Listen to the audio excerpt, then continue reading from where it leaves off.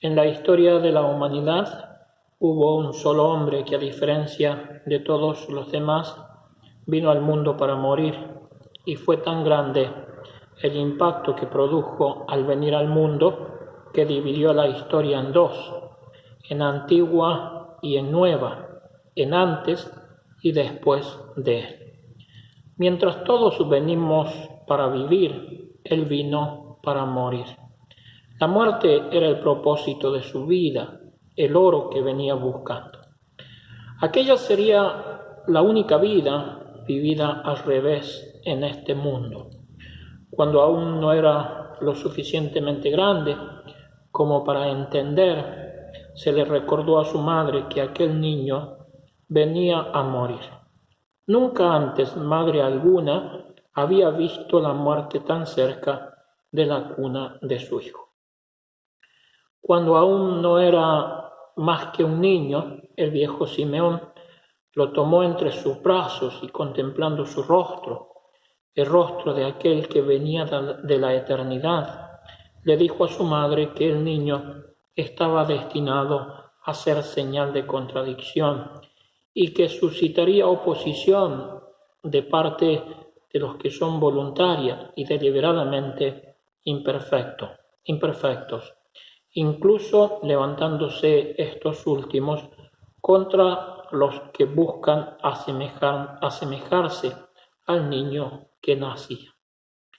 Antes de que el niño contara con 2 años de edad, el rey Herodes envió jinetes rudos y veloces como centellas con la intención de decapitar a aquel infante, cuya cabeza no era aún lo bastante fuerte como para sostener el peso de una corona.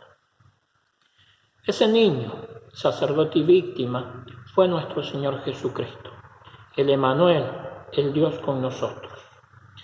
La historia de cualquier vida comienza con el nacimiento y termina con la muerte.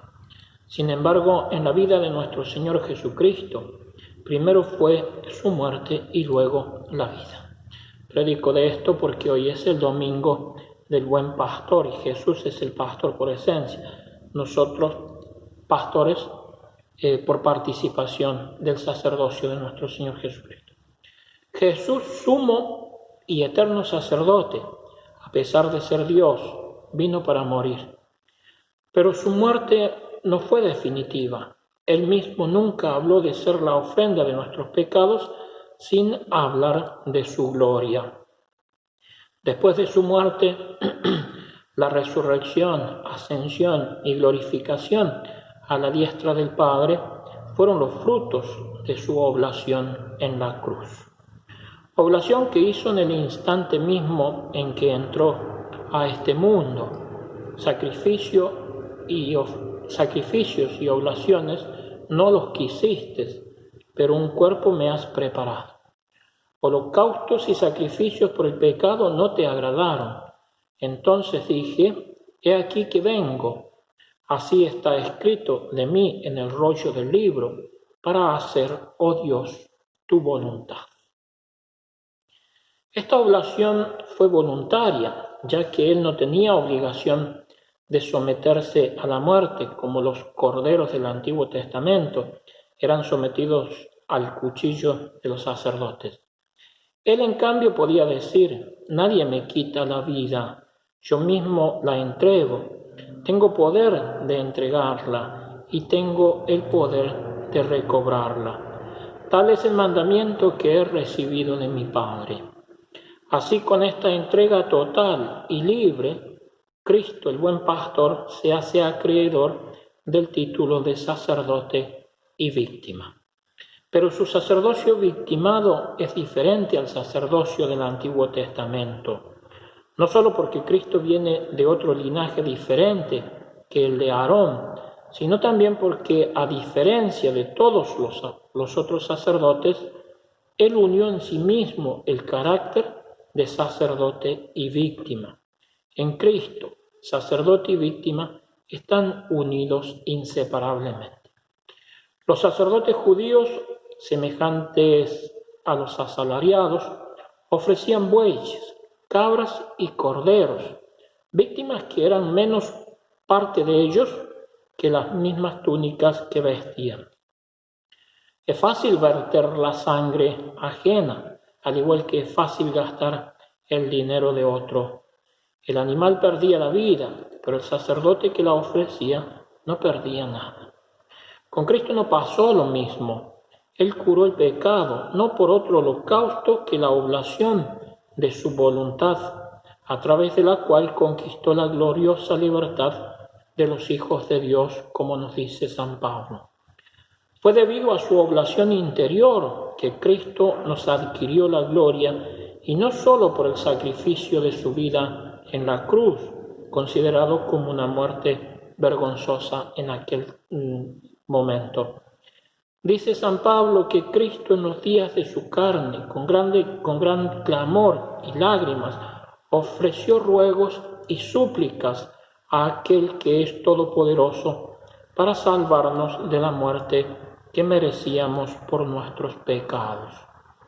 Pero a pesar de su amor para con los hombres, nuestro Señor Jesucristo fue contado entre los malhechores. Fue tenido por glotón y borracho, amigo de publicanos y pecadores. Se encontraba entre los pecadores, sin embargo, no por ser parte del pecado, sino porque era la víctima de sus pecados. Comía, se mezclaba con los pecadores, compartía su propia naturaleza, y todo eso lo hacía para poder cargar sus pecados y estaquearlos con él en la cruz. Era inocente, vivió entre ellos, pero no era como ellos, y por eso San Pablo nos dice: tal sumo sacerdote se nos dio, santo, inocente, inmaculado. Cristo fue una víctima pura en cuerpo y alma durante toda su vida terrena, hasta el momento en que fue suspendido entre el cielo y la tierra en una cruz. Y así como abandonado por el Padre y rechazado por los hombres, con esa entrega total de sí mismo, unió en su persona divina al hombre con Dios, al cielo con la tierra, mostrando un corazón de padre a sus hermanos, y a su Padre le mostró el corazón de cada uno de sus hijos, corazón de cada uno de nosotros, de modo que ninguna víctima fue merecedora del sacerdocio, salvo nuestro Señor Jesucristo, nuestro hermano mayor. Se ofreció al Padre como hostia viva porque quería salvarnos del enemigo, a todos los que amaba, a nosotros, su pueblo, dio la vida por nosotros en la cruz. Con ese fin, salvar al mundo, hizo partícipes de su sacerdocio eterno a algunos hombres, los sacerdotes. Los hizo ministros de lo divino, puesto entre el cielo y la tierra como pararrayos de la ira divina. En definitiva, Dios llamó a los sacerdotes y les dio medios para llegar a un grado mayor de perfección. El sacerdote no debe ser como los judíos, pensando en regresar a las ollas de cebolla. No puede ser como los gálatas, inclinados a regresar a la antigua ley. En definitiva, el sacerdote no puede dejar de ser una víctima como nuestro Señor Jesucristo lo fue. El sacerdote no puede buscar su propia gloria antes que la gloria de Dios. Buscar agradar a los hombres y no agradar a Cristo es lo que el sacerdote no puede hacer. Los que son de Cristo han crucificado la carne con sus propias pasiones y concupiscencias, dice San Pablo. Por eso todo sacerdote, débil y pecador, como todos los hombres, debe ofrecer sacrificios por sus pecados y por los pecados de su pueblo. Debe ofrecerse a sí mismo como víctima propiciatoria en cada misa que celebra. La conclusión es ineludible, ya que ha sido tomado de entre los hombres y constituido en bien de los hombres.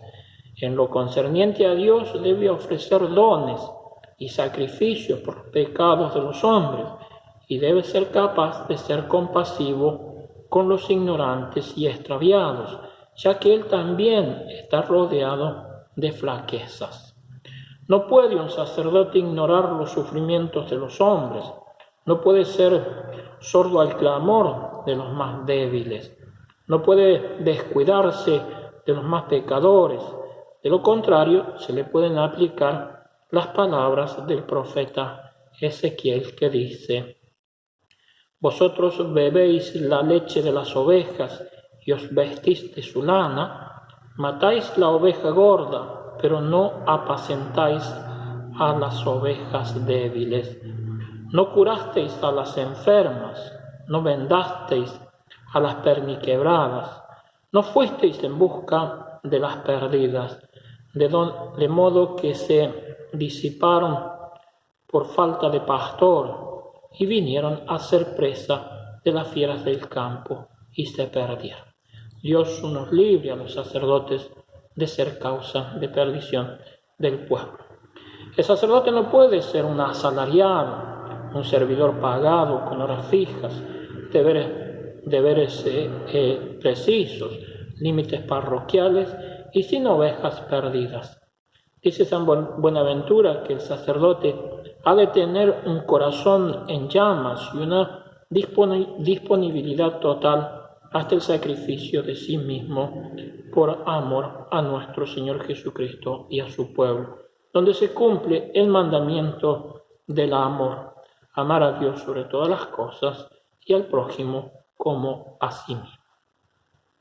Solo así, al terminar la misa y dejar el altar, el sacerdote más que nunca está en manos de María Santísima, como cuando ella bajó a Cristo de la cruz y lo sostuvo en sus brazos. Ella no era sacerdote, pero podía decir en aquel momento las palabras de la consagración en forma en que ningún sacerdote las ha dicho jamás. Cuando ella sostenía el cuerpo de Cristo bajado de la cruz, podía decir como en Belén: este es mi cuerpo, esta es mi sangre. Nadie más que yo en el mundo le dio cuerpo y sangre. Pueda ella, que fue víctima con su Hijo, enseñarnos a cada sacerdote a no ir nunca al altar sin tener un corazón atravesado por 7 espadas.